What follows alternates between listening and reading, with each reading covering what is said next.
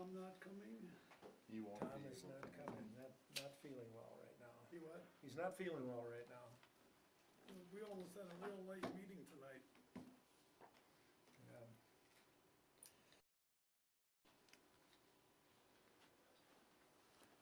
Okay, the microphone's on. They are. We are recording.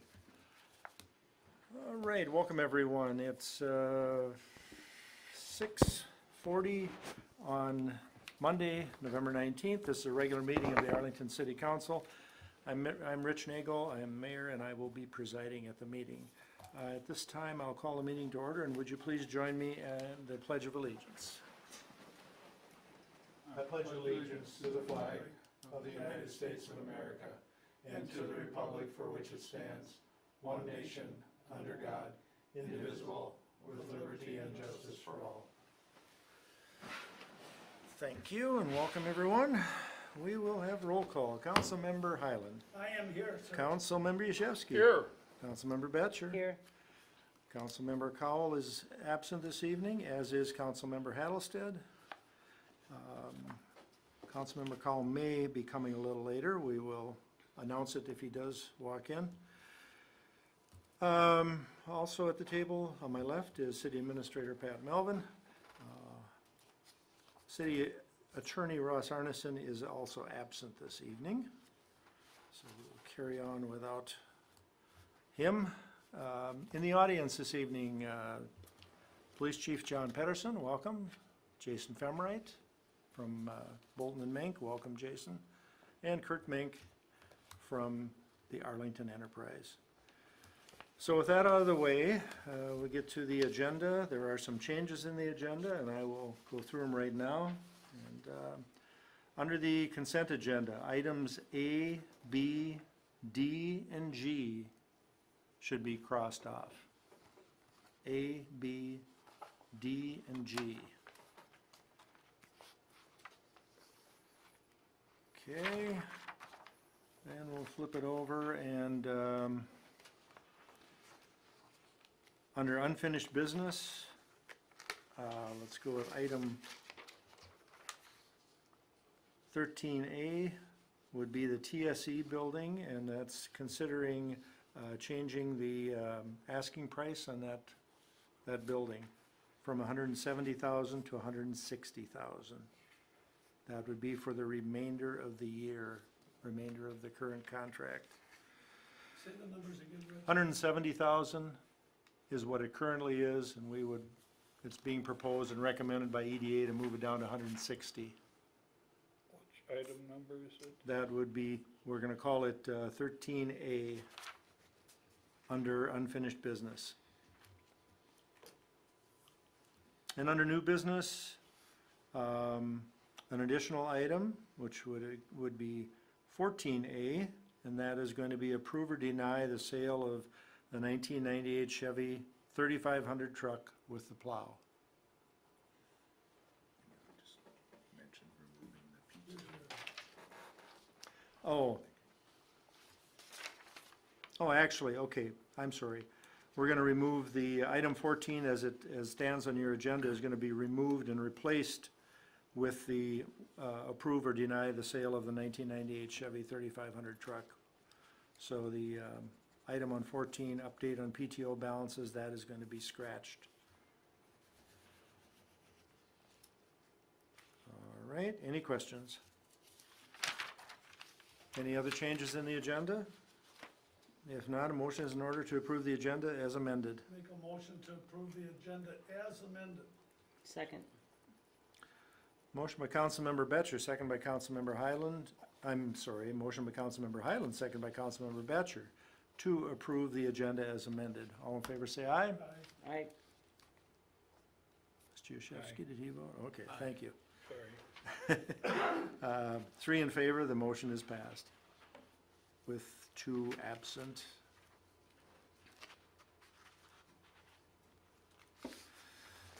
All right, moving on down to the consent agenda then, and the lettering is going to be different. I will announce it.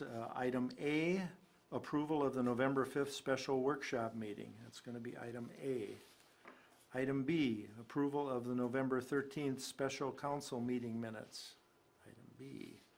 Item C, approval of bills. Item D, approval of Doug Mockentune as Arlington Fire Chief, First Assistant Chief, I should say, Arlington Fire First Assistant Chief, and that is a 2-year term. That would be item D. Item E then would be approve hiring James Noxon as an EMT for the Arlington ambulance. Okay, Make a motion to approve the consent agenda. I'll second it.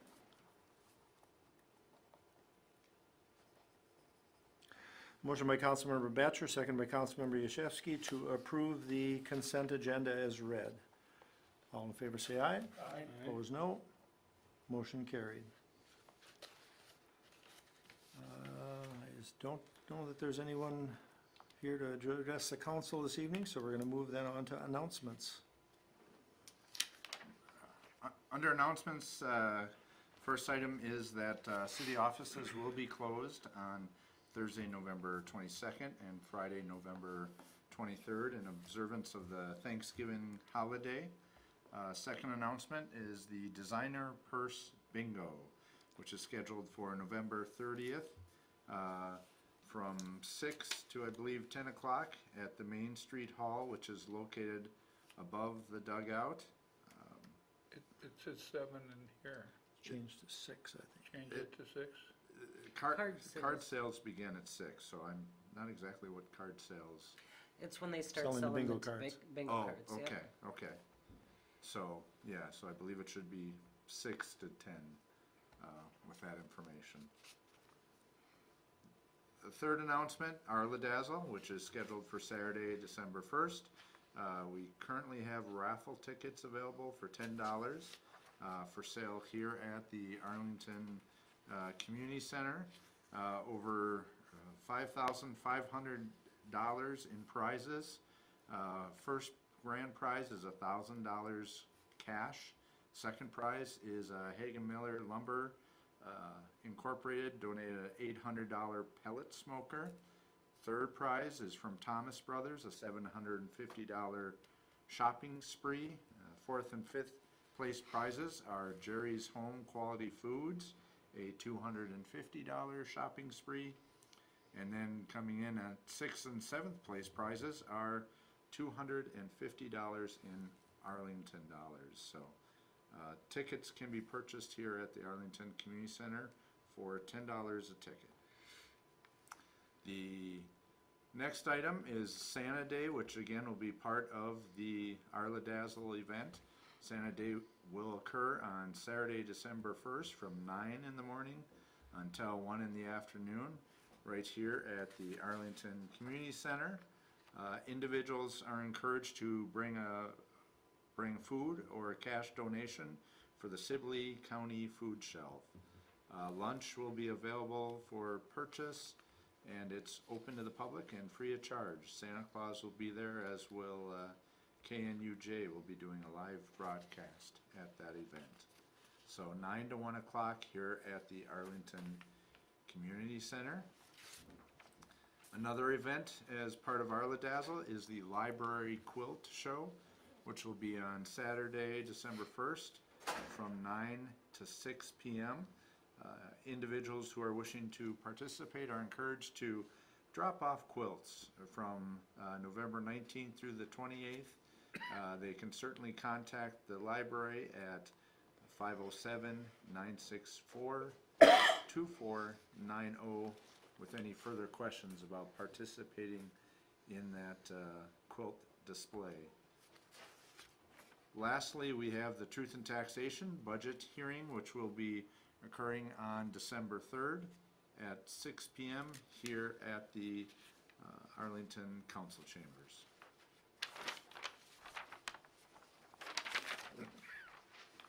Okay, any questions on the announcements? Let the minutes read that Maintenance Supervisor Kirby Weckworth has arrived. Welcome, Kirby. Communications, move right into that. Council members, included in your council packet is an update from Lee Ortloff, Brian Kalau, Lee Forcier, People Services Operators. A lot of this is routine maintenance that they've performed over the past month, but it also tells you a little bit about what is currently happening. If you flip to the third page there, the average daily water pumped, as well as the average daily wastewater pumped in gallons. So looking at the daily water that's been pumped, the second half of 2008 appears that we've been less than what we did in 2017. And as you look down at the average daily wastewater pumped, you can see that there were some pretty significant spikes. In 2017 it was in May, and in 2018 it was in June, when we had some significantly heavy rainfalls, and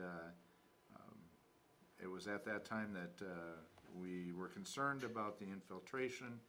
Since that time we have done some work on Chandler and 6, and I think we identified a problem area that has now been resolved. So hopefully we won't see significant spikes like this in the future. They'll still probably be there, but not as significant as this. So It's always so good to get back more than we give. Well, they're doing a good job staying within budget, or under budget, actually. So, yeah. So if you look at their maintenance budget, they're at 53%. When we're at about 83% of the year, they're at 53%. Chemical budget, they're at about 76%, and so, yeah, they're doing a good job of keeping costs low, and they were very helpful when we did the Chandler and 6, when we did the televising on that. They were helpful in terms of getting some quotes and doing that. So, are there any questions? I will just note for you that we did have, on the agenda, we did have to approve the people service increase. What that's typically associated with is the consumer price index. We will get an official letter, which should be coming out probably in the next couple weeks, and I will bring that to the board for signing off on. And that's part of their contract, that each year they will adjust their fees based on what's happening with the CPI. So, Okay.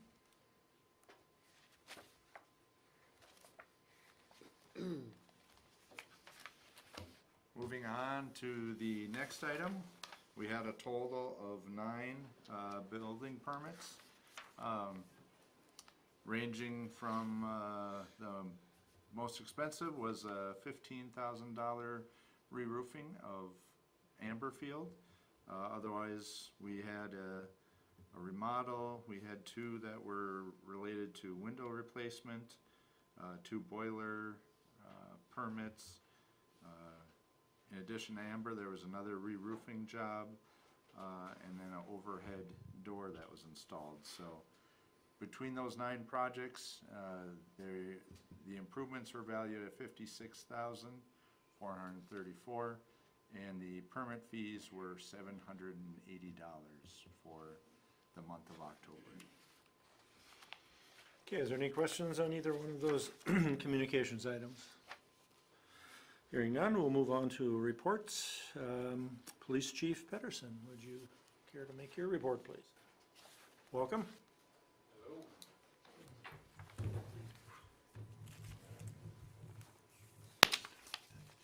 I don't have anything real earth-shattering this time around. I think the statistics, Vicki got them submitted, and everybody got a chance to see those. I guess just a few highlights. In comparison, October of 2018 to October 2017, this month we've had 306 calls, average of 10 a day, with 3 officers. In October of 2017, we had 136 calls for the month, and that was with 2 officers. Total to date, we're at ICR number 2717. and it looks like the average per month of that is 272.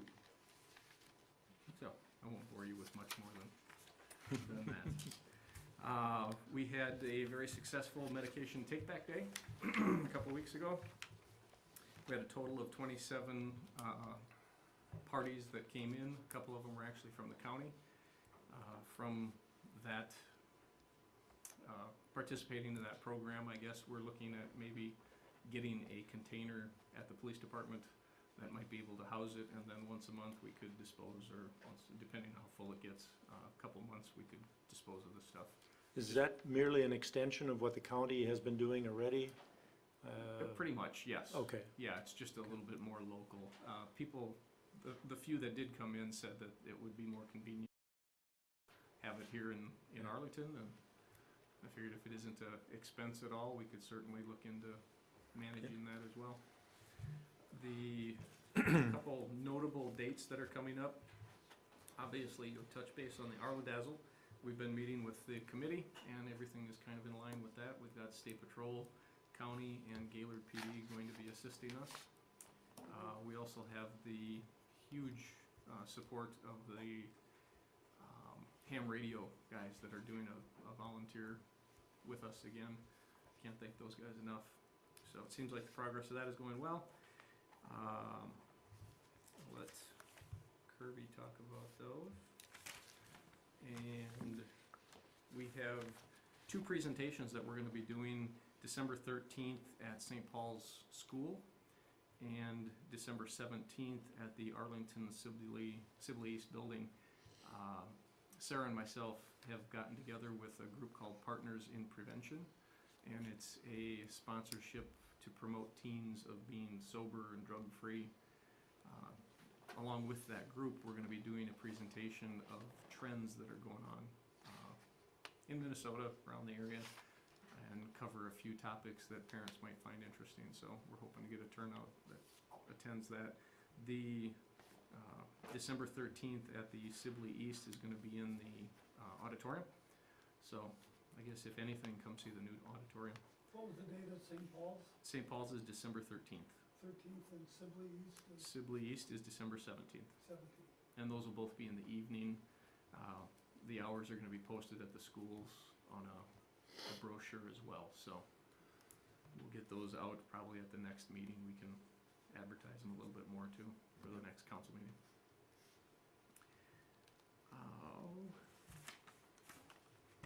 Other than that, James had his 6-month anniversary on the 16th of this month.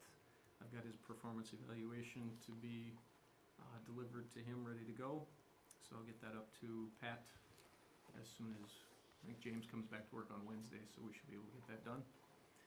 And just one other thing, point of mention, we had a assist with the canine at Winthrop High School. So we've been checking the schools, lockers, and parking lot, and we actually had a couple alerts. One of them out in the parking lot, we ended up finding a small amount, but nonetheless found some drugs that were on the school property too, so utilization of the dog itself. I don't have anything else. Good. Okay. Any questions for the chief? Thank you. Thank you very much. Kirby, would you want to come forward, please, and give your monthly report?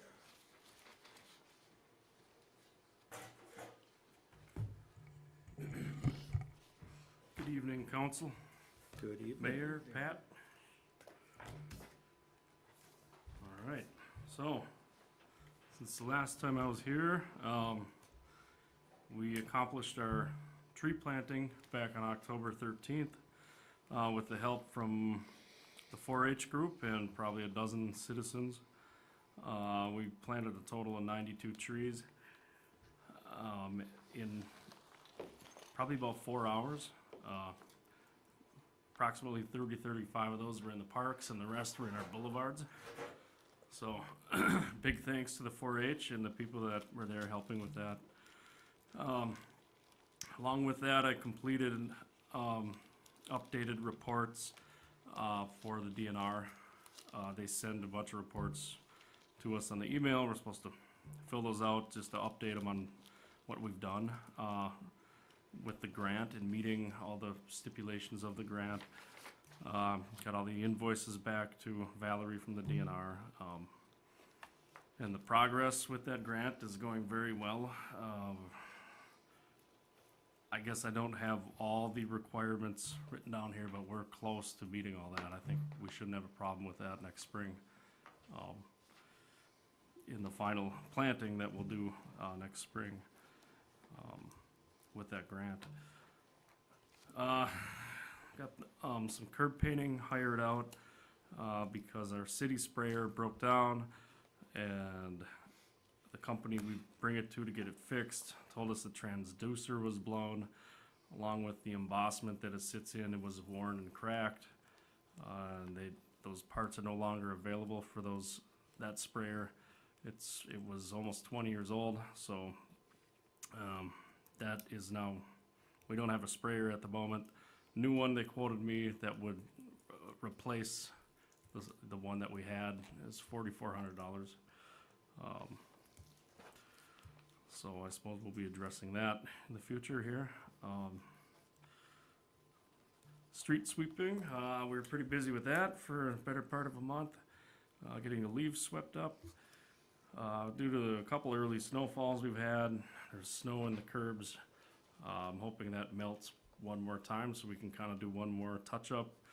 Other than that, almost all the leaves are picked up, but there's some that have blown around yet, laying the curbs. But update on the new truck coming in, our new plow truck. We should have that the first week of December. I got a date to get it down to Crystal and Lake Crystal to get the mount put on for the plow and pick up the plow. That'll be December 7th, barring we get the truck by then. Couple issues at the community center here. We had a boiler pump go out on us, try to get it repaired.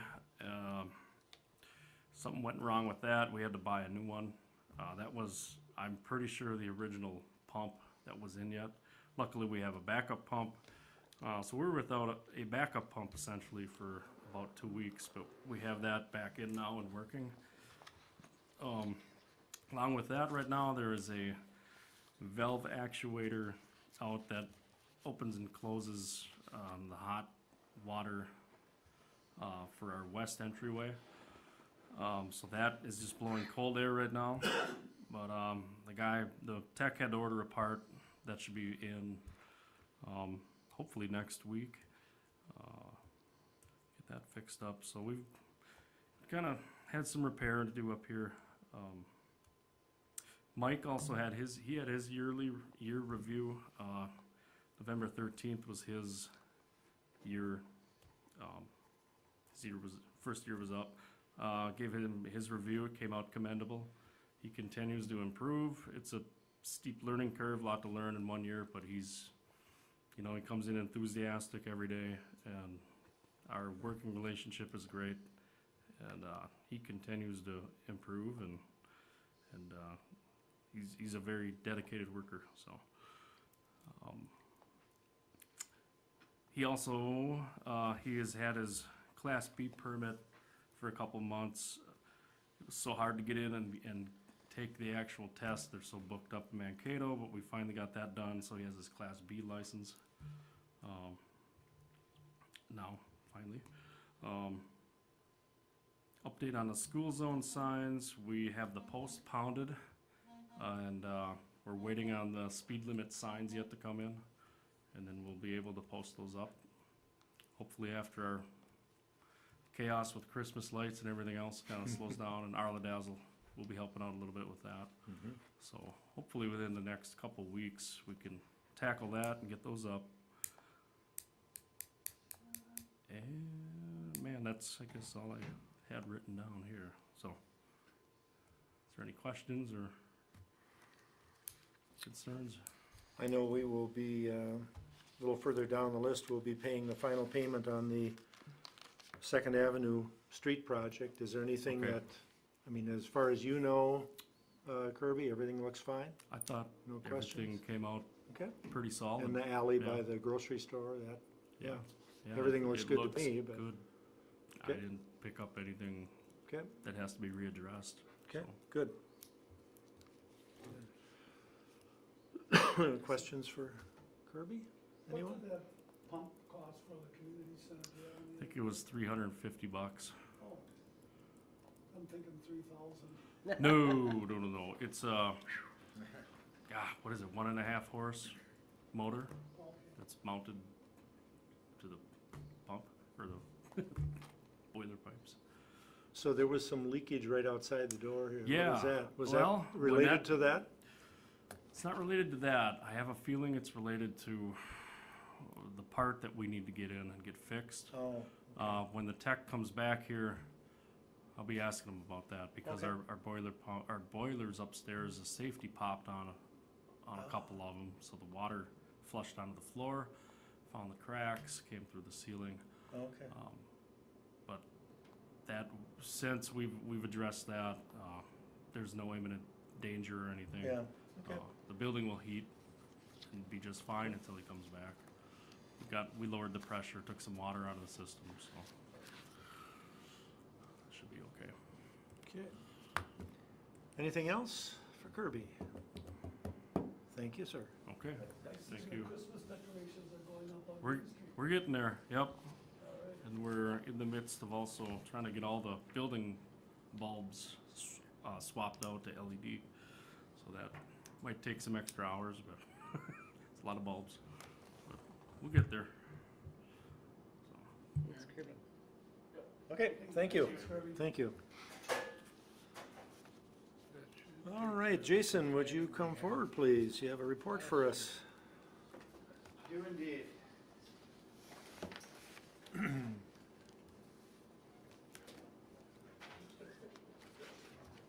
Mr. Mayor, have in front of you tonight, here we go, 2019 street and utility improvements, feasibility report that we talked about and you guys authorized at the last meeting. So obviously due to the fact that we got this prepared in 2 weeks, I wasn't able to get it included in your package. So I don't think anything in here is anything outside of what we've been talking about at length over the past year, but we'll just kind of go through it, and I can get some of the highlights of it. You can read this, and then obviously we have a long process in front of us with hearings and things like that. So I didn't prepare a PowerPoint. You guys will have the hard report. When we do the improvement hearing, I will indeed have that and go through this in more length with the residents themselves. So kind of going through an introduction, and that does outline our feasibility report, the drainage improvement feasibility report, and then that memorandum that we did the first part of 2018.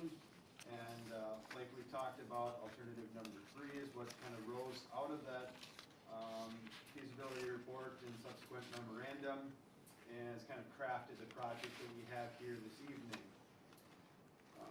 Existing conditions, obviously we have about 40-foot wide street, which is very typical in a lot of our residential areas here in Arlington. Those streets are in what do we classify it as, characteristics, some cracks, a few settlement areas, and some rough spots. We obviously have stormwater sitting in areas, curb and gutter that has been pushed up with the adjacent tree roots and things like that. Sidewalks, we do show those in the existing conditions. They're typically about 4 foot wide throughout the project. And again, same type of things with our curb and gutter, where we're seeing significant heaving panels and things like that from our trees, potential trip hazards, things of that nature. Sanitary sewer, looking through all of our records, it appears it was installed in the 40s and 50s. As you know, we have not fully televised the sanitary sewer in this area, but all indications are the sanitary sewer, based on the age of it and everything else that we've looked at in town, being VCP pipe, vitrified clay pipe, it's reached its end of its useful life without really having to do any significant televising in there. Now's the time to get it replaced when we're looking at these other improvements. Water main, same type of thing. 6-inch pipe, which could be about similar ages to the sanitary sewer itself. probably by and large, cast iron pipe out there. So again, that's probably reached its end of its useful life.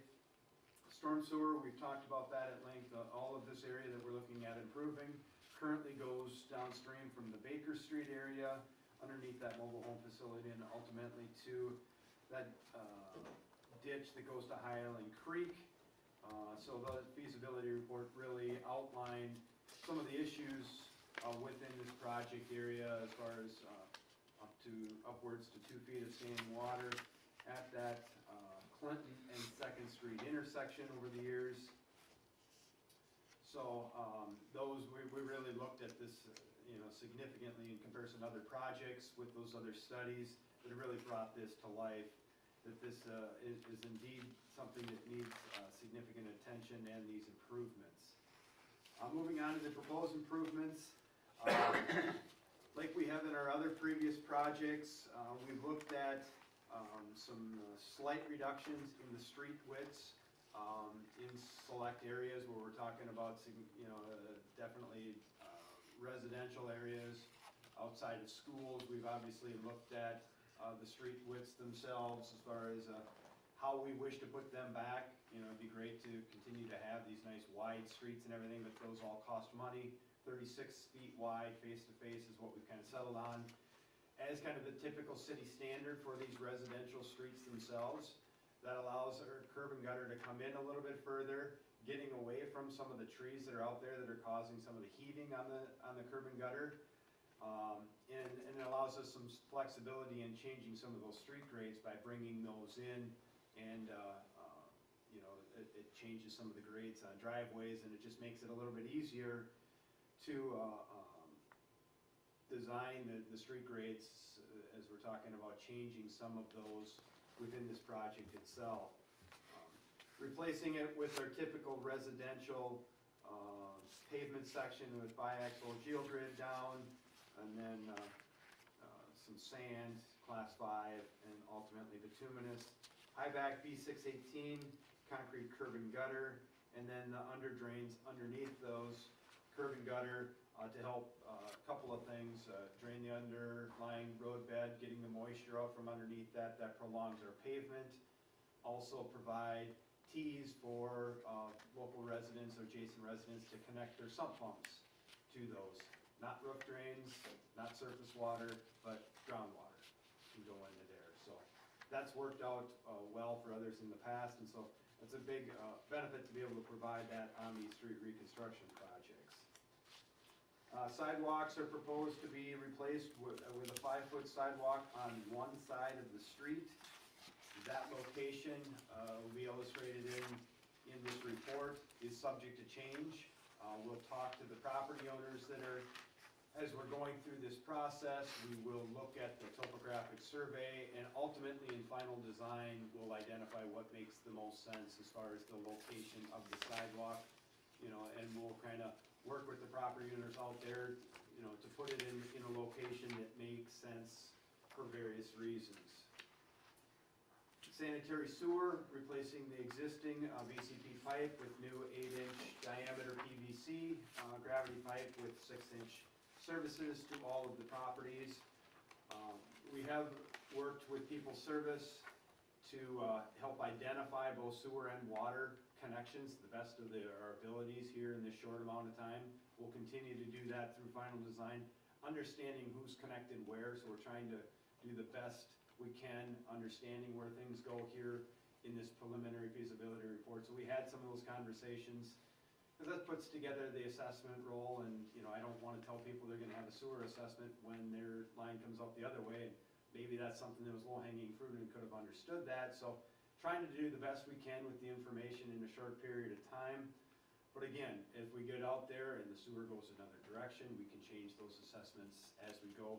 Don't want to assess them for improvements that they're not seeing. So the water main also will be replaced with an 8-inch PVC water main, and then 1-inch services to all of the properties out there that are currently serviced off of this side of the street that we're doing these improvements. Storm sewer, we've obviously talked about that at length. 12 to 42-inch pipes, all the way down to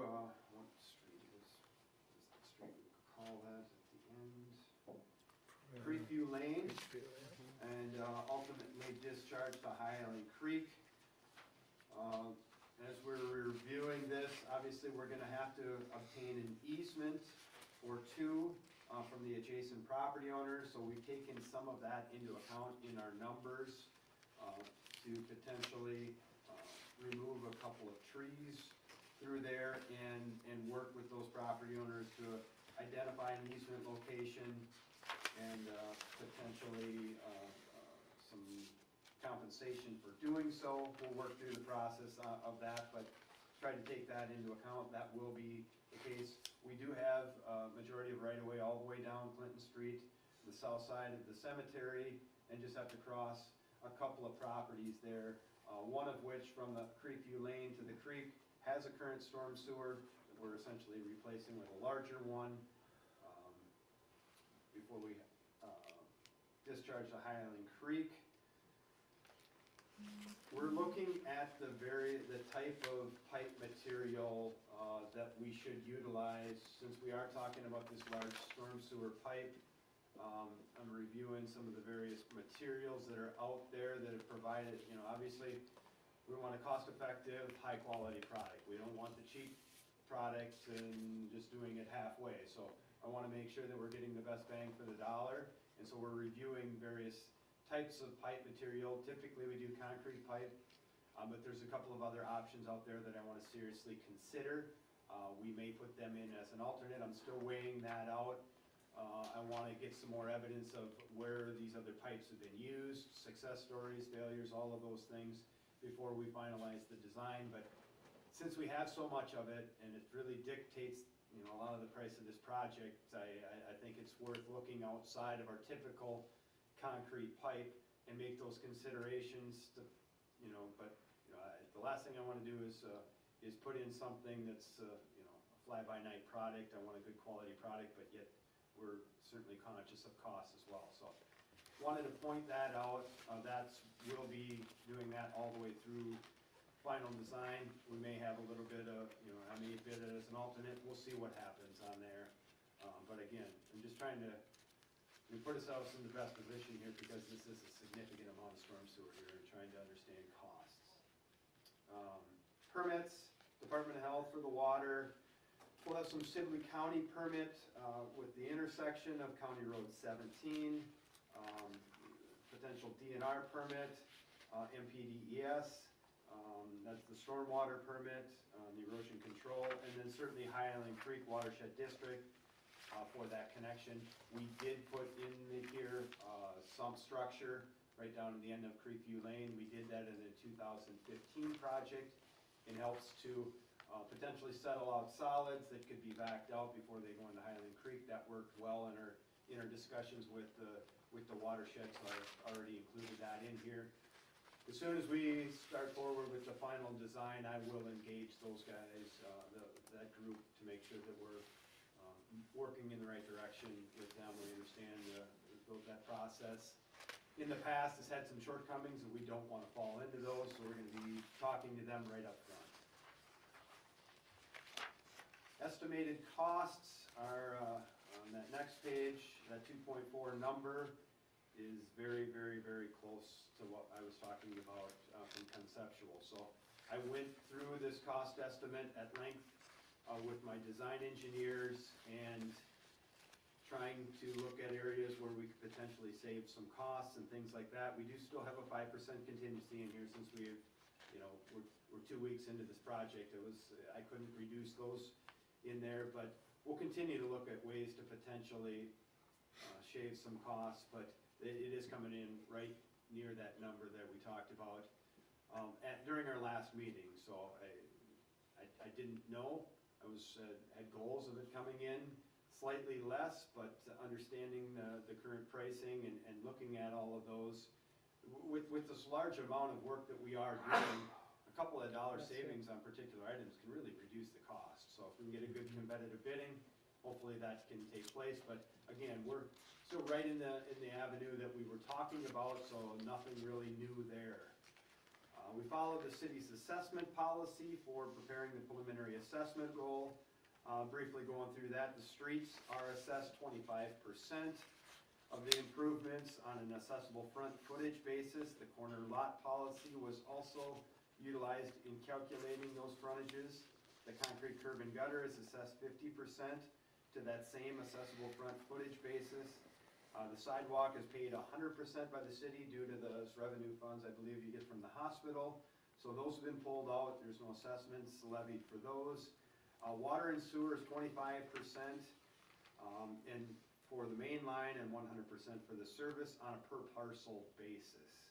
And then, storm sewer is in its own fund itself, so. Project schedule, we've talked about that. Here we are tonight, the 19th, presenting this report. If we continue to move forward, we'll advertise for the improvement hearing. We'll have scheduled here for December 17th. At that time, if we continue to move forward, the council can authorize plans and specifications. We'll kind of get started on the preliminary design plans, preliminary final design plans, we'll call it, not preliminary design, but, and then we'll hold one of those open house meetings. We'll hold it here in the community center, bring everybody in, talk about, their questions, comments, concerns, and compliments in all of those during those open houses. And that's a good way that they can start to be on the forefront of it. I think that helps out a ton as we go through construction, just trying to gauge people's expectations, so they're knowing what inconveniences are coming and ultimately the improvements at the end of the day. So those work well, and I actually have another one in here. We haven't done that here in Arlington, but I can get to that. Once we hold those open house, we'll continue to finish the design. The council can approve the plans and specs about the 1st of March. Open bids the 1st of April.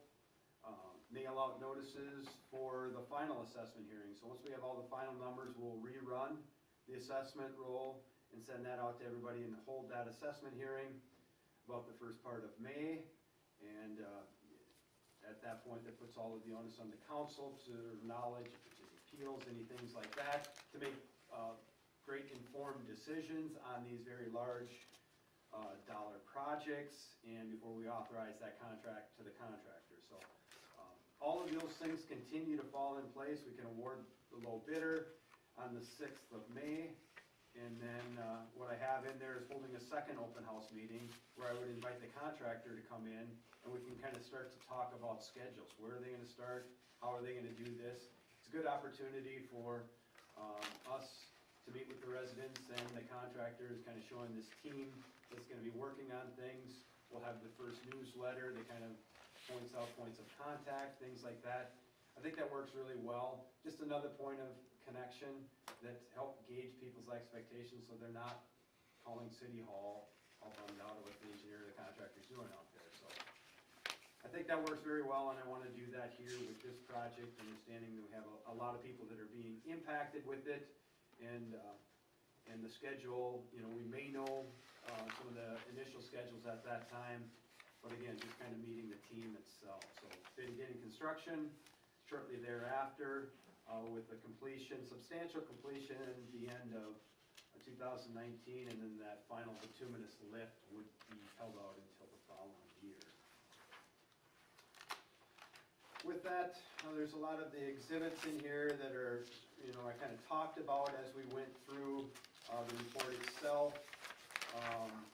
I have in figures 6A and 6B, we have all of the property owners, their front footages, whether or not they have a sewer and water connection anticipated with this project. So a nice visual there for people to kind of see, yeah, I live in this location, that's my frontage, I'm getting sewer and water. I think that's a good document.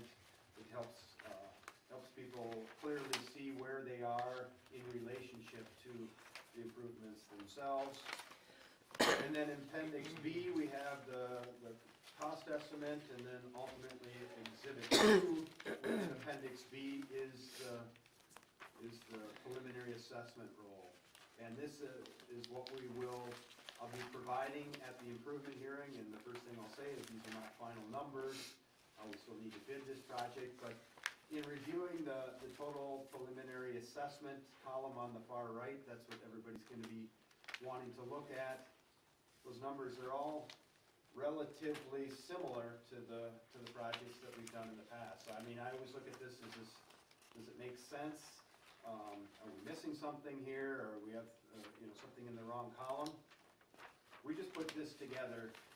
This document is subject to change. If somebody's saying, well, I get a service off of this other one, these are not final numbers. If somebody sees some nuances, that's why we go through this. In this assessment role, have some questions on it. I'm not saying it's 100%. I mean, I think we've done a real good job of putting it together, but if there's something that somebody points out that's different, I have no problem with adjusting things that are brought to light. But there's a number of properties here, but realistically, the assessment numbers are very similar to how we've assessed projects in the past. So, with that, I think I've exhausted all of my discussions from this report. Anything that anybody wants to discuss further, or questions that you had about the information I talked about here tonight? Jason, just a question. So will our medical center funds, will those cover all of the sidewalk or a portion? That's how we've had it broken out. So we have sidewalk costs at $80,724.15 naturally. Okay, so, yep, we would have enough to cover if we, Will that cover it? yeah, we have over, Over 100,000. just over 100,000 that's coming in from that, so. That would be good. And typically that's not assessed back to the It property. has not been assessed in the 2015 or the 2017 project, no. It's been paid for by those funds. So that's, those are the most recent projects we've done. Those are the ones I'm the most familiar with, and we're following the exact same process that we've done on those. Okay, So on most of the streets, you're gonna bring them into 36 feet instead of the 40? And, No schools down there, so we shouldn't run into school bus issues. Right. It's pretty residential area there. Unless there's a lot of congestion at the mayor's house or. Right. Yeah, the parties, The parties, yeah. They can park on some of the other streets. Well, that's what we have. They'll bus them in. Yeah, yeah. The only thing I'd want to say on the streets is, in winter, when parking doesn't quite occur up to the curbs, that's where the problem really comes. Right. You're losing maybe 2 feet on each side, so takes a 36-foot street down to 32, and then it gets a little narrow. But I'm just trying to, now Chandler, when we went past John Paulman's house, is that a 30? 36. That's a 36? I Okay, think it's 40 feet just past Napa, and then it then it narrows narrows down. to Yep, 36. that was Okay. in the commercial area, we Okay. left that at 40 feet due to the commercial Yep. nature. Yep. Yeah. Okay.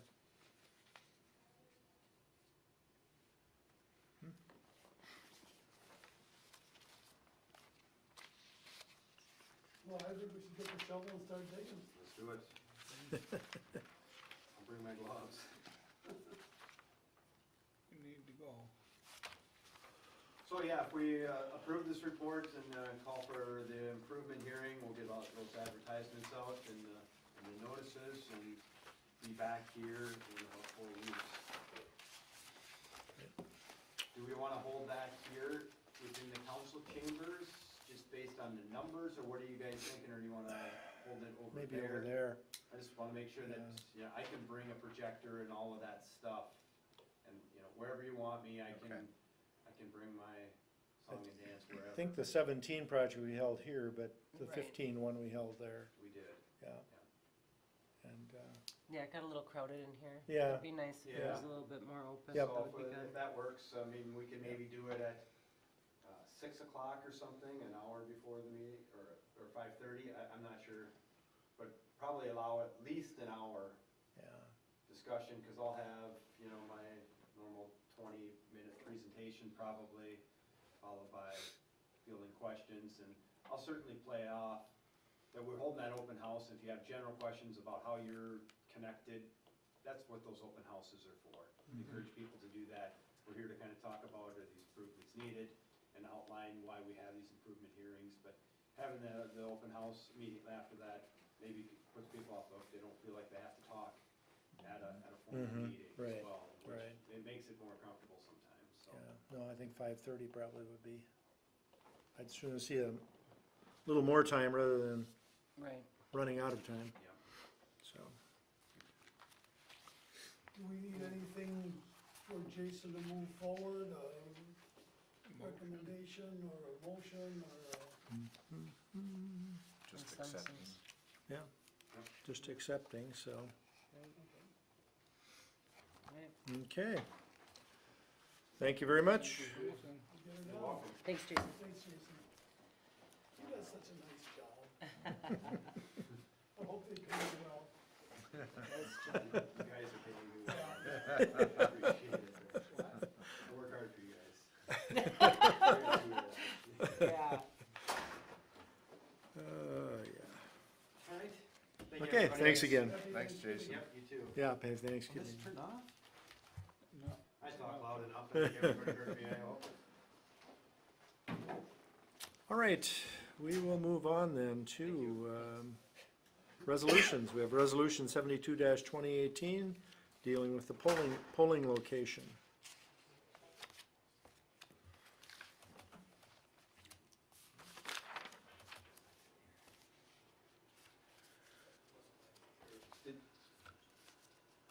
Were you guys gonna vote to accept that report formally? Did you, We can if that's the typical, Absolutely.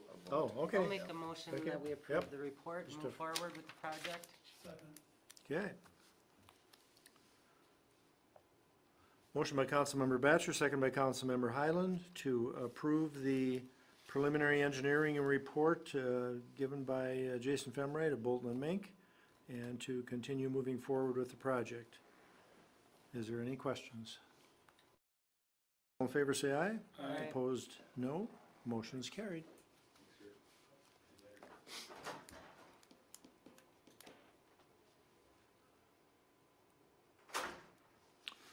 All right, moving then on to the Resolution 72-2018. Resolution 72-2018 is just a routine resolution that we passed designating the polling locations for the city of Arlington in 2019. Some may say, we don't have an election in 2019, why are we designating a polling place? We do it should any special election or anything pop up. So each year, we do designate what the polling location will be. So I'm looking for a motion to go ahead and approve Resolution 72, 2018. I'll make a motion to approve. Resolution. Did I talk over you? No, not me. No, You wanna go ahead, Ben? no, Okay. Make a motion to approve Resolution 72-2018, a resolution related to designated polling place located for all elections in 2019. Mr. Yashewski, would you want to second that? I would be. Okay, Happy to you'd be second. honored. Motion by Councilmember Highland, second by Councilmember Yashewski to approve the Resolution 72-2018, designating a polling location for the city of Arlington for the year 2019. Any discussion? Hearing none, vote by roll call. Councilmember Yashewski. Yes, Councilmember Batchor. Yes. Councilmember Highland. Yes. 3 in favor, none opposed, 2 absent. The resolution passes. Close.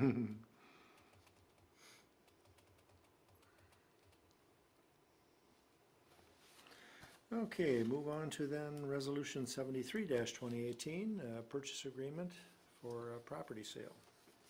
Council members, you've probably been anxiously wondering where we are with regards to Ninkasi, the hops production facility that is coming in on the southwest side of town there. We have been, and when I say we, I mean that Amy Newsom, EDA Director, and myself have been anxiously awaiting information from Ninkasi in terms of what their funding sources are so that we could go ahead and we could submit a job creation fund application as well as start preparing for tax abatement, both at the city level as well as at the county level. They've been working and getting their information put together. At the same time, you know, we've had a previous amendment to the purchase agreement, which basically gave us more time to get these contingencies taken care of. In a recent discussion with Ninkasi, we came to agreement that, you know, we're willing to do it whenever the information comes across, and that it's simply kind of waiting for them to put their numbers together. And with that said, it just keeps getting prolonged. We came to agreement that let's remove those 3 contingencies, because we are, you know, willing to work with them, and the application will be submitted to the state. What the state ends up doing is what the state ends up doing, and that, you know, the city and the county are both supportive of doing some abatement. So what this amendment basically does is just removes those 3 contingencies and will hopefully allow for us to get a completed, finalized purchase agreement that Ninkasi will be taking over the property as of December 1st. So the plan, when I last talked with Matt, was that we would get him a copy of this agreement this week, and then over the Thanksgiving holiday, he would have it signed by himself and his father, and they would have it returned to us, so that we can have that purchase agreement finalized by December 1st at the latest. I'll introduce Resolution 73, 2018, approving a second amendment to the purchase agreement with Garyville Ventures LLC. Is there a second? Second. Councilmember Batchor introduced Resolution 73-2018. It was seconded by Councilmember Yashewski, and the 73-2018 is approving a second amendment to the purchase agreement with Garyville Ventures LLC. Are there any questions? There is. Uh-huh. So with the purchase agreement, have they put some earnest money down, or money down, or no money down, or where are they at as far as the purchase of the property? Maybe this is a little unconventional from what I'm used to. When you buy something, you either pay for it or put money down. Put money down. You know, I would have to inquire with Amy Newsom about that. I'm not sure as to the answer. I believe that they did put some money down initially. I don't know how much, but I can certainly find that information. Yeah, to you. Yep. Once this is signed, does that mean we can move ahead with the tax abatement process, or is that we still have to wait for some information from them? Yes, we're still waiting for some information from Okay, Ninkasi. Once they put that information into their application, then we can do our part of basically submitting it, and also putting our numbers together for what they would qualify for abatement, working with Shannon Sweeney on that number. So, Okay. but I will inquire and get back to you on that. Just curious how this type of thing works with the tax abatement and financing and. Well, in this document, we're taking that out of the equation. So that's just gonna happen later at a later date, so, Right, or potentially happen at a later date, I should say. I'll just keep my mouth shut for right now. And you don't know how hard that is. Okay, any other comments, questions? If not, we'll vote by roll call. Councilmember Yashewski. Yes. Councilmember Highland. Yeah, Councilmember Batchor. Yes, Resolution is adopted, 3 in favor, none in opposition, and 2 absent.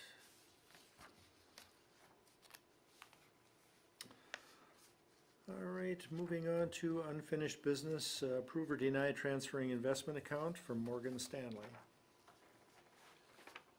just to kind of review, this from a prior council meeting, there was some discussion. Morgan Stanley has, made some changes to their operations to the point where they no longer are able to provide us with, service on certain government entity accounts. And so we've been informed that we have, some time to switch our accounts to a different, provider for financial management. One of the options that was provided last time is going with the person who previously was at Morgan Stanley, who, upon learning that they were changing their operations, has moved over to another firm, RBC, which provides similar services, but also it does service the type of accounts that the city does have. So at the last meeting, there was some question about, what other options are out there. I have spoken with a few people. Again, Roseanne Kelly is the individual that we've worked with at Morgan Stanley. I also inquired with neighboring jurisdictions as to who they use. Lori Young, the administrator from Gaylord, indicates that they use Steve Olmsted from Edward Jones. I've also looked at the League of Minnesota Cities for any referrals that they would give. They did have a list, and I believe about 4 of the names on the list do provide investment management services, and I've identified those as Ehlers, Galliard Capital Management Incorporated, Securian Asset Management, and Springstead Incorporated. I also had an individual who talked with a member of the council, Ellen Felmley, who works at Security Bank and Trust in Glencoe, but resides near town here. She provided me with some information which was included in your packet, outlining her experience, and she would be very interested as well in assisting the city to go ahead and manage investments in CDs. So there are a number of options. It really depends on what you as a council wish to do. In talking to several different individuals and trying to get a better understanding of what the difference is between going with a more local investment company versus a larger investment company, I got kind of mixed responses. Some saying that there really is no difference, others telling me that the larger organizations have a longer term focus and are more looking at putting it out there for 10 years and getting better interest rates over the long haul. So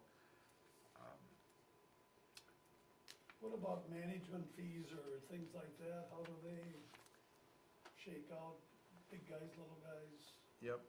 Typically, the city does not pay any management fee, but what happens is when we invest that money, then whoever that money is invested in, they will typically have a kickback that goes back to the individual who facilitated that transaction. So that's what we've experienced in the past. So there certainly is a cost. I mean, the person is not doing it for nothing, but the payment comes from the one selling the bonds that we purchase.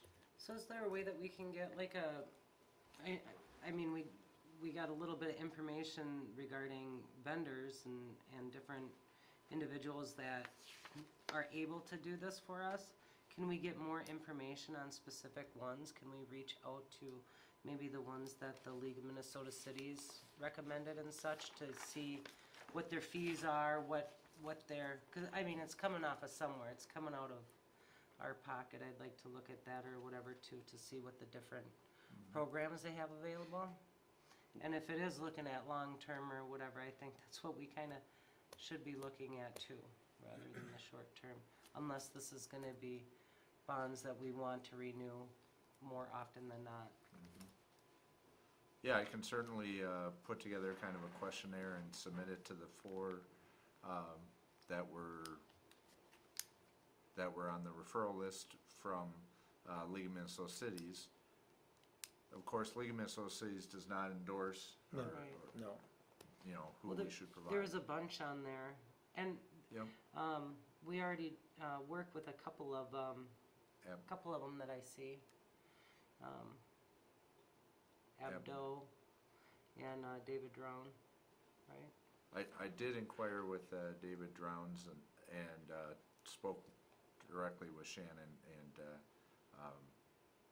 they work more so with the bonding, which is what he's doing Oh, with sure. the city. So not so much in the Okay. CD investment Alright. area. So, oh, Would it be our advantage to have an account close by, or, I mean, I know everything is done electronically, and, Mm-hmm.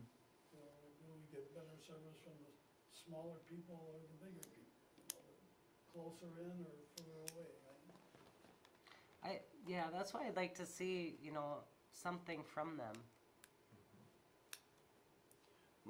We do have several investors. We have Northwestern that does some investing, but we also had some with Morgan Stanley. So we do try and kind of split it out. So I believe that Northwestern is kind of that big organization that has, an eye on things that are happening,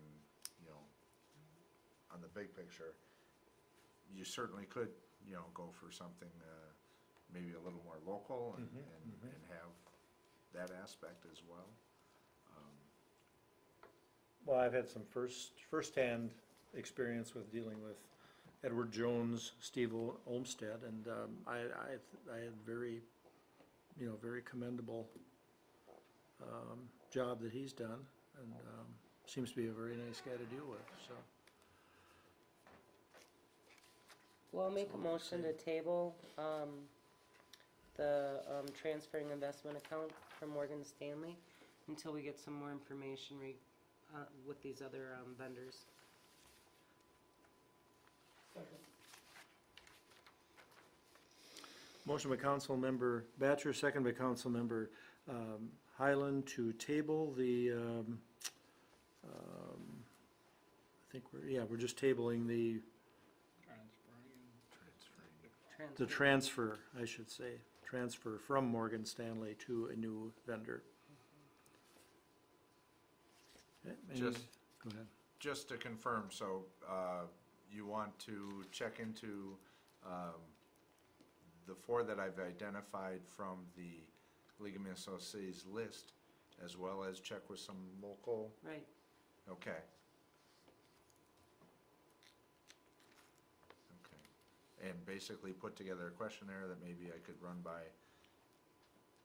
the council and then send out and ask for responses, and then that would be the information that you're looking for to make a decision. Okay, And we do have some time on this, did I see February? February 19th or something sticks in my memory bank. But anyhow, there's a month or two yet to. Okay, any more discussion on that? If not, all in favor say aye. Right. Opposed, no. Motion's carried, 3 in favor, none opposed, 2 absent. And that would be to table the transfer. All right, item 13, and this is in regard to the final payment for the street improvements at Second Avenue. That was done just a month or two ago. And that also is the alley then near the grocery store near Arlington House. Well, after hearing from, the street superintendent saying that he thought everything looked good, I'd like to make a motion to approve, last payment, of $7,078.69 for the 2018 streets improvements, Second Avenue, Northwest and Alleys. Is there a second?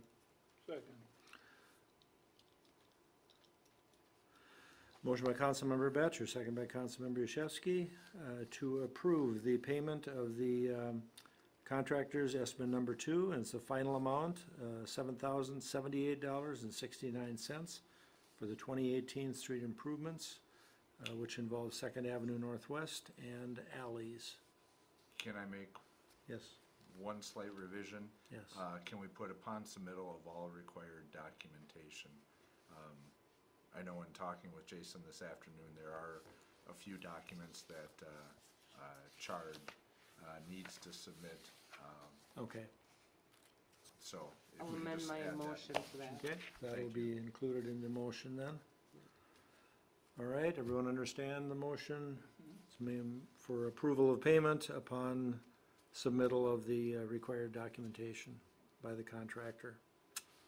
Okay, all in favor say aye. Aye. Opposed, no. Motion carried, 3 in favor, none opposed, 2 absent. Moving down to, let's see, oh, I see, we have the TSE, recommendation from Economic Development to lower the price with the current Realtor on the offering of the TSE building for the duration of their contract, which will expire at the end of December. Lower it from $170,000 to $160,000. I'll make a recommendation that we follow the EDA's recommendation, lowering the price of the TSC building, asking price from $170,000 to $160,000 for the remainder of the listing agreement. Second. Motion by Councilmember Highland, second by Councilmember Batchor to, based on the recommendation from the EDA committee, to lower the asking price of the TSE building from $170,000 to $160,000. That would be immediately and for the duration of the agreement with the current Realtor. Any questions? Were there any bids submitted? No. Offers? No offers. No. No offers.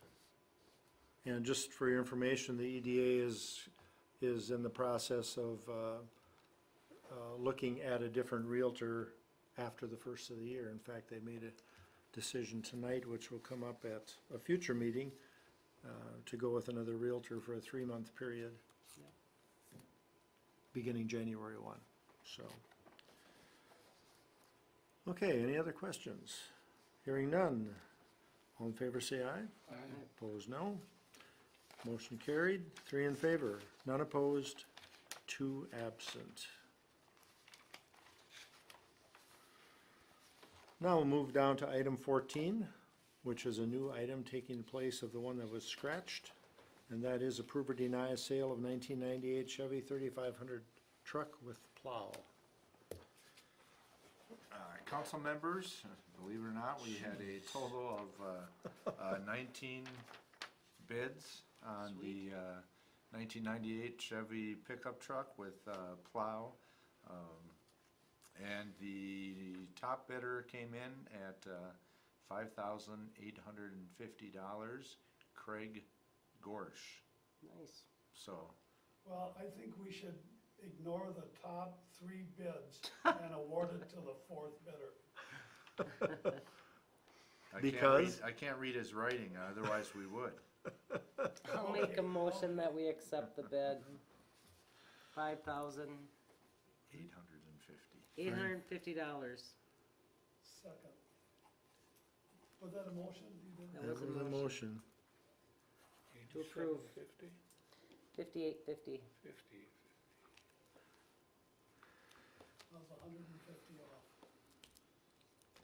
Motion by Councilmember Batchor, second by Councilmember Highland to accept the high bid of, and the name again? Craig Gorsh, Craig G-O-R. S-H-E, Craig Gorsh, in the amount of $5,850, and that is for the 1998 Chevy 3500 truck with plow. Any further discussion? Hearing none, all in favor say aye. Aye. Opposed, no. Motion carried, 3 in favor, none opposed, 2 absent.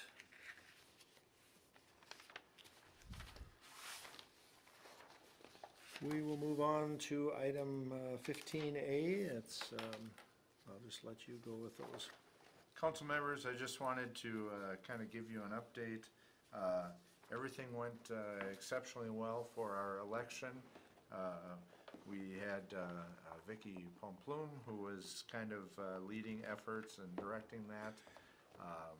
So thank you to Police Chief Pedersen for allowing her time to manage that process. We're very grateful for that. She does a good job in terms of keeping track and recruiting volunteers. We had a number of residents who participated. They get paid not a whole lot, but they take the time out and ensure that the process flows very smoothly. Also want to commend Vicky, who was not feeling well, but who came in and put in a 16-hour day on the election day and worked with a great team that made it all possible. So thank you to those individuals, and I'll just quickly run through their names of the ones who volunteered. Barb Lupke, Carol and Morris Messenbring, Dennis Van Morleheim, Diane and Jerry Ebersviller, Donna Walter, Faye Ryan, Helen Kittock, Janet Dino, Larry and Loanne Sorensen, Lyle and Betty Rude, Pat Grabitschke, Renee Dosey, Ron Labs, Roseanne Nagel, Ruth Voigt, Terry Klages, and Teresa Rogge. So thank you to those people for volunteering and everything, making everything go smoothly as it did. So the next item, and Rich, please feel free to chime in here, is just an update on a meeting that was held this morning with local builders and contractors. We were happy to have 4 builders who showed up. This is a follow-up to the fact that we did do a housing study report, and that we have been constantly asking ourselves the question of building is happening in Green Isle, why is it not happening in Arlington? And we had some really good discussion, and I think we came away with a couple answers, one of which was we need to simplify that process. We need to put together a package in terms of letting people know, if you would like to come to Arlington and build a home, here's where you start, whether that be Amy Newsom or stopping at the city offices to find out where are the lots available, where is the financing available, and where do we contact a builder, and trying to package that all up so that they know where to start and they know what steps they can go through, and so they don't get overwhelmed by where do I go next, what do I do. So we also talked a little bit about the financing options that the city maybe could help out in terms of giving the builders some assistance so that they know that they're not going to be obligated to sit on a house for a long period of time while paying significant interest rates on loans. Maybe there's something we can do there. And I would say the best thing that came out of our meeting was an interest from some of them to continue to meet every couple months and find out, what's new, and are there different things that we can do to work together better, so. Yeah, I was encouraged by that. I think they want to see that, okay, if some suggestions come up, let's make sure they're followed through on, and let's meet again in 2 or 3 months and see what's progressing. Yeah, the simplified process. I'll have to give Tom Hattlestead some credit for that. He brought it up a few months ago at I think it was at a EDA meeting. A streamlined process or a one-stop shopping type thing where anyone that comes to the area and is really not familiar with the area, information can be given them, like Pat said about the, locations of available building lots, people they need to talk to, people that are institutions in the area. We don't have to it doesn't just have to be here, but institutions in the area that might help them with financing. And make that an easy transition for them to take the first step. So other than that, I was surprised by the turnout. These guys are busy and winter is settling in here. I didn't think they'd give us an hour, but just surprising what a box of donuts will do, huh? I know it got me here. So, no, it was a good meeting, and I think after the ADA heard the report of that and a little earlier this evening, they are working on some things too, and some ideas for maybe stimulating some building. So that's it. Next item, I won't go into much detail on this. It was included in your packet, but I was just sharing with you, being that we're in budget time, sharing with you some of the changes to the League of Minnesota Cities insurance program. In the handouts, you can kind of see that overall our insurance is changing. In some cases, it's changing to our benefit. In other cases, it's getting more expensive. Looking at land use liability, overall that was down about 10%. Sewer backup liability is down 10%. Police liability is increasing by 10%, and property rates are increasing by 2%. So they're making some changes in terms of trying to do something different. In the past, it's been based on kind of a two-territory approach, looking at the rural and the urban areas. In doing so, they're now going to one statewide rate, and that's where the cost to insure our ambulance is going down, our cost to insure our fire trucks is going up, the cost to insure heavy parks and public works autos is going up. The lighter medium parks and public works vehicles is going down. The passenger vehicles and the police cars are going up. So nothing to be terribly concerned about, but just raising your awareness that in addition to getting hit hard by health insurance, we're also getting hit with some increases on auto and liability type insurance. Now, are they our primary carrier are we pretty much participate in whatever, including workers' comp? Workers' Yes. comp, we have them also? Yep, League of Minnesota Cities does that. The nice thing about the League of Minnesota Cities is that it's not your typical insurance where they hold on to if your claims come in less and they save money, they don't hold on to it at the end. They give it back in the form of dividends to their member owners, which we are considered one of. So. Okay. I read in the paper this morning, and I can't remember the community, but they had some real financial issues and mismanagement. And the league went from their $500 deductible to a $200,000 deductible. And then they worked and got it straightened around, and now it's a $1,000 deductible. Wow. $200,000 deductible. Is that enough? I can't remember the name it was on the front page of the paper this morning, but I Wow. thought, wow, that's pretty scary.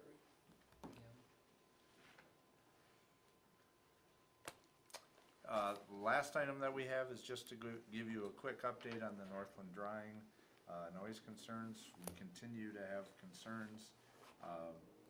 Several individuals will be meeting with Northland Drying to go through and talk about some of those issues, and if there isn't something that we can't do to get a better grasp on, steps that can be taken to try and mitigate that noise, which is causing some concern among residents. So we are doing something. I know for a lot of individuals, they continue to hear the noise and they think that nothing's happening. I know that Northland Drying has tried to take steps. They've had some issues because when they took the step of going with a variable frequency drive, which was quieter, it caused them to have some fires within their system. They had to go back to the old fans, which had a little more power, but also were maybe a little noisier. So hopefully we'll have something later this week, some more detail to provide you with. But we are tracking everybody's calls. We're trying to identify, is it a specific piece of equipment? It appears to be not necessarily, one single piece of equipment, because typically they're either running or they're not running. When they have problems with equipment, machinery, then they're unfortunately down for a while, and people, are obviously want them to be down because that's when the noise is gone, but as soon as they start up, then the noise gets to be bothersome for residents, and it's primarily the individuals, in that area that we hear from the most. Not to say that there aren't other individuals, but those individuals on Henderson and in that close vicinity are the ones that have voiced the most concern, so.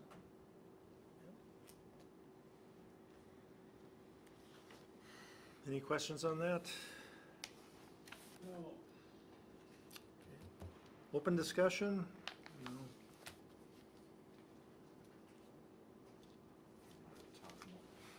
Motion to adjourn. I can Let's just, give you kind of an update, based on the last meeting. There was some, discussion about, planning and zoning, contracts. I've looked into, options for that. The county recently went through a process of putting together an RFP and currently is working with, WSB.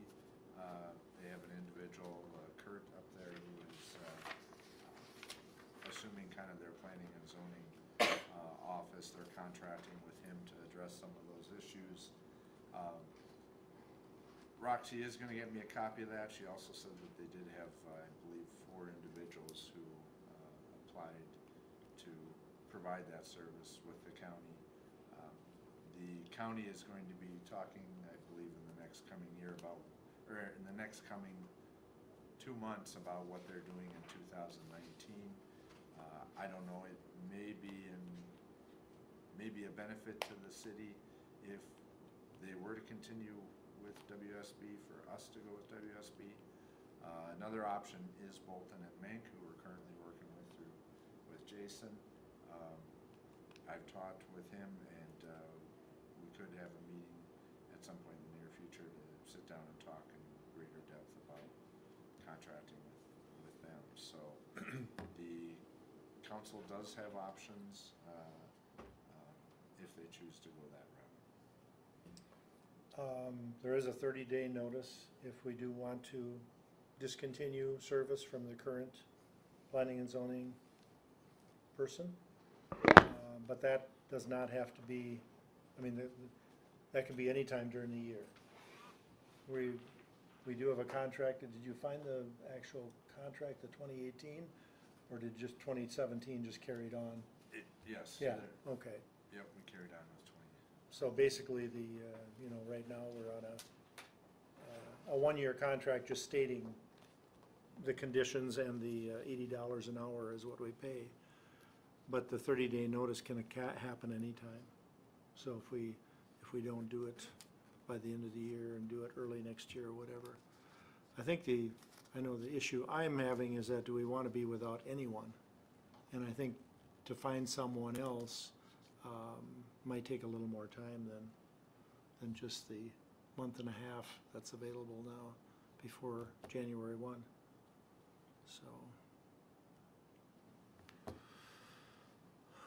So, just to let you all know that we're sort of working with that, but nothing to report yet. I guess, is it, we wanna explore our options, once we find out more information, is the council prepared to make that decision? Is there other information that you would like, other than other service providers that are available? I just don't suppose there's a planning and zoning person standing on every street corner either. It almost seems like the ones that are available are the ones with large companies that, Right, and they want, large well, amount of maybe money. a It would be more costly, yeah, contract, yeah, in a contract. like Bolton Mink or something like that. But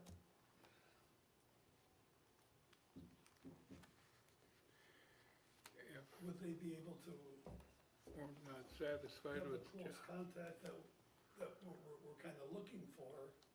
Yeah, I don't know. But then on the other hand, they're in a different league where they could probably bring people out or businesses or.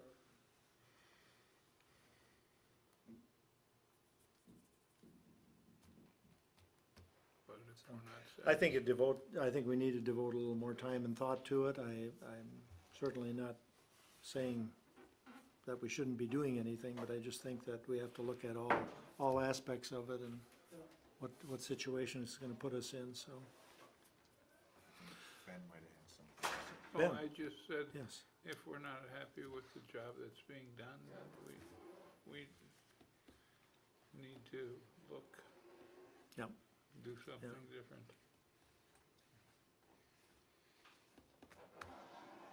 Okay.